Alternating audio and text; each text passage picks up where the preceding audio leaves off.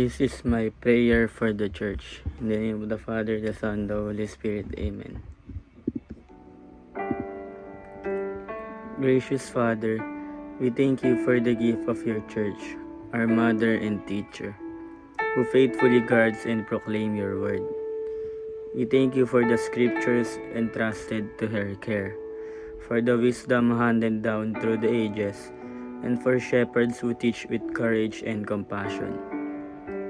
Thank you for guiding us through her witness, for nourishing us with truth in times of confusion, and for calling us to live in the gospel in our own day. Pour out your Holy Spirit upon your church, that she may continue to speak your word with clarity, serve with humility, and love the world as Christ loves it.